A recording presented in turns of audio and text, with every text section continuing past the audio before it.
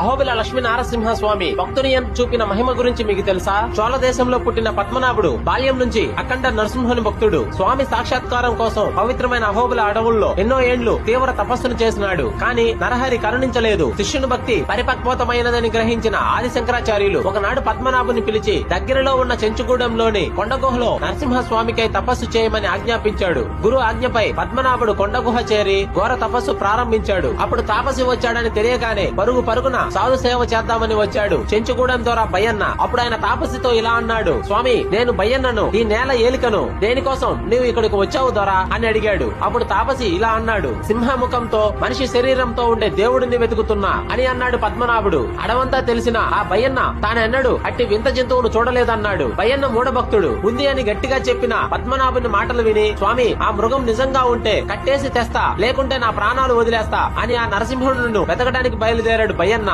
పద్మనాభుడు వర్ణించిన నరసింహస్వామి అద్భుత రూపాన్ని మనసులో ముద్రించుకున్నాడు బయ్యన్న. ఏకాగ్రత చిత్తంతో నిద్రహారాలు మాని అడవంతా తిరిగాడు బయ్యన్న. అణువణువు పరీక్షించగా ఎక్కడ చూసినా కనపడలేదు స్వామి. అప్పుడు నీవు కనిపించని ప్రాణాలెందుకు అని బయ్యన్న ప్రాణత్యాగం చేయబోయాడు. నిస్వార్థ నిష్కల్మిషం మూఢభక్తికి మెచ్చిన నరసింహుడు ప్రత్యక్షమయ్యాడు. వెంటనే నరసింహస్వామిని తీగలతో కట్టేసి పద్మనాభుని ముందర నిలబెట్టాడు బయ్యన్న. కళ్ళ ముందరే బయ్యన్నకు కనపడుతున్న నరసింహుడు పద్మనాభునికి కనపడలేదు. స్వామి, ఏమి నా పాపం అని ఆక్రోశించాడు పద్మనాభుడు. అప్పుడు